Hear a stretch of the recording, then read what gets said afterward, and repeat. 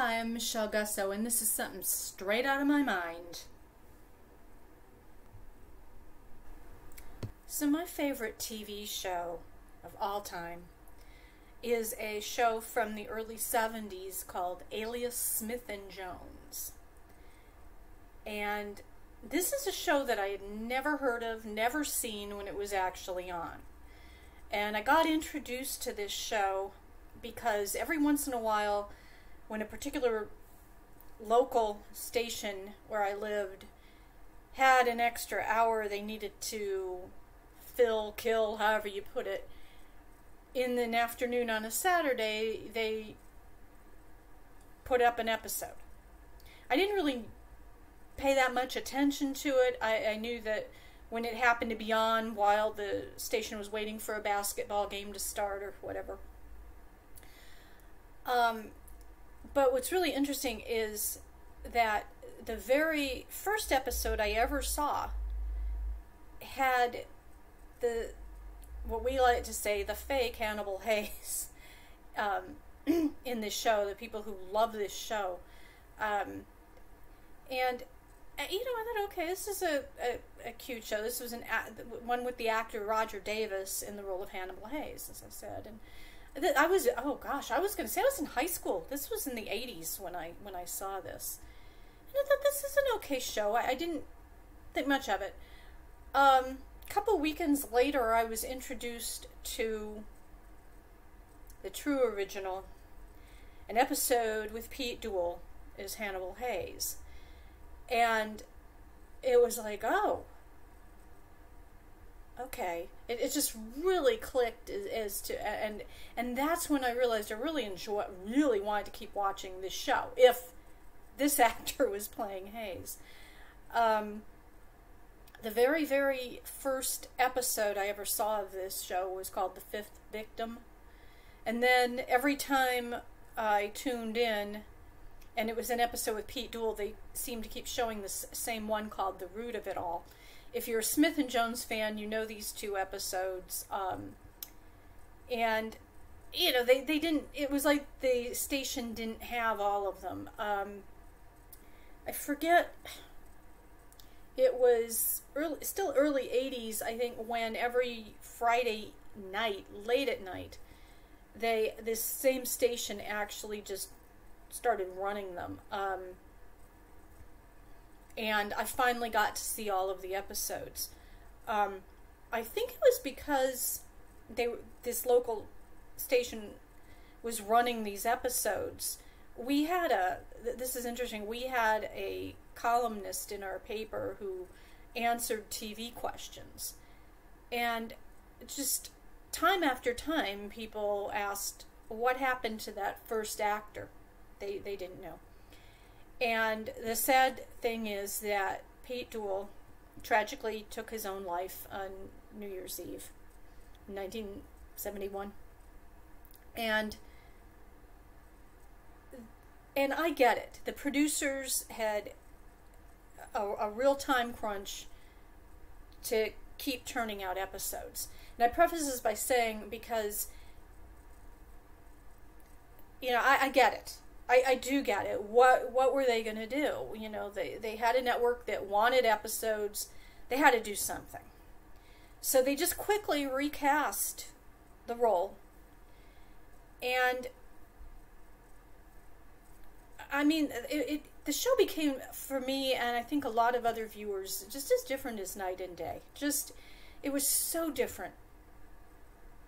And I think even then, before we had this phenomenon where people, I even knew that other people were coming up with ideas for their favorite TV shows. I looked at it and it was like, he's so different. Why didn't they just make him somebody else? I mean, they could have done that. And then it dawned on me that, here at the time I wasn't a professional writer. If I can come up with this idea that quick, okay, but I'm still going to be forgiving, and what is that? They say hindsight is 20/20. So, that was the thing that stuck with me, though, because the actor was such a different personality. And his relationship to his co-star was a totally different personality. It's like he is somebody else. And that's how I can get through those episodes to this day. I just like, he's somebody else. He's somebody else. I think making the character not Hannibal Hayes anymore, another outlaw, looking for amnesty, having a situation, okay, he's riding with Kid Curry now. And I'm saying things I know that are, if you don't know the series, you're going, what is she talking about? And you can look up Alias, Smith and Jones and read a synopsis of it if you are unfamiliar with the show. I'm telling you, because you can get a brief synopsis, and as you can tell from me already, I could take 2 hours to explain it. So, in all fairness, to myself, yes, that I do go on. But we had the relationship changed between the two characters. That his co-star was very upset about the situation. I always thought the other actor, his name was Ben Murphy, very talented actor. I always thought that in the first of these episodes with the replacement actor as Hayes, he seemed angrier. And it would have made sense. I said, you know, the two characters were actually still wanted, dead or alive. And, okay, so Hannibal Hayes is dead. I mean, you could actually do that. You could have actually conceivably done that. Kid Curry could have mourned. The viewers could have mourned. And everybody could have been frustrated with Roger Davis. And it would have made sense. I mean, and Roger Davis's portrayal in this character, everybody could have been frustrated by it. You know, I've lost. Kid Curry's like, I lost my best friend. You're making me ride with this other guy. Why? You know, just, and we'd be like, you're making us watch this other guy. Why? And I think it would have been more therapeutic that way for everybody. And it's one of those things I was talking about before. I had no idea that I was not the only person who was coming up with ideas for episodes of my favorite shows. When I discovered the internet and started looking things up, I discovered this world of fan fiction. And actually my very first fan fiction was for the Big Valley. And I had I still have, all my stories are still up. I haven't written fan fiction in a while, but there's a website, Michelle Gussow Fan Fiction Library, and there's links to all the different shows that I did. But Big Valley was first. The show Emergency was second. I have to say, even though here was this story I'd always had in my head, I hadn't committed it to paper. I hadn't really committed it to anything. But I thought, why not? You know, this is the thing to do. So I actually did sit down and write my take on what they should have done. And I didn't come up with a very good title. The name of the story is Enter Nathaniel Smith. And it's not exactly the way I'd wanted it, because I always, when I wrote, I envisioned these things in script form. So it had some work. But what was interesting is I put it out there, and I posted about it we didn't have Facebook then, but they had, do people remember Yahoo Clubs and something called e-groups, and they had these things?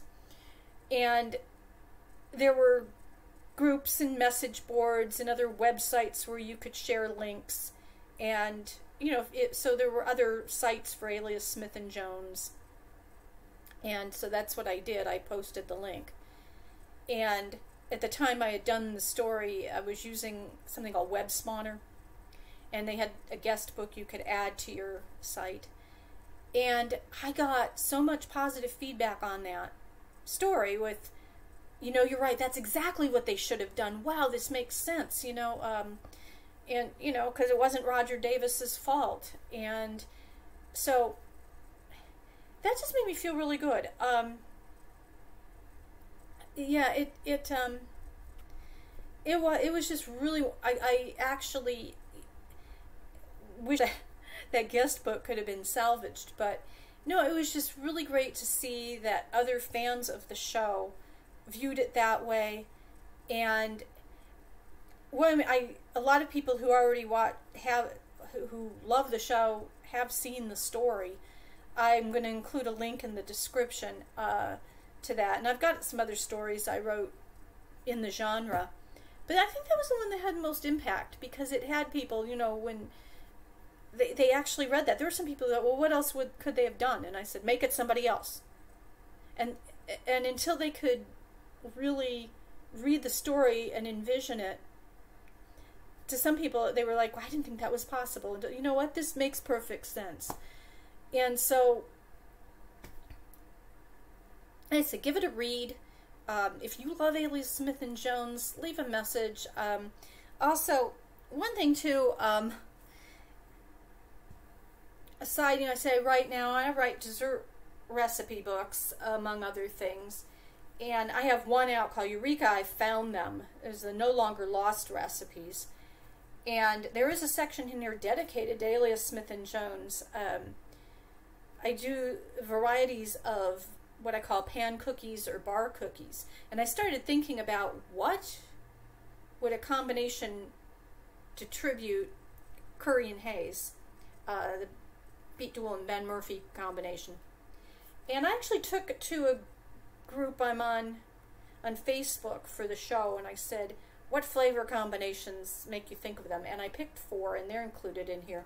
And I actually did put in, I called the section A Fistful of Recipes. And I actually have a cute little story I call How to Write a Recipe Book in One Hard Lesson, and any fan of the show will get that title. And there is a way you can get a copy of this book in the description for this as well. But this is a lot of fun to think about, and I ramble a lot on these things I say, and as I reminisce, and I hope that something I've said brings back a great memory for you. And let me know your thoughts. If you loved the show, let me know what you think about the idea that Roger Davis should have been somebody else completely. I think it would have worked better. And I will see you next time I have something else straight out of my mind.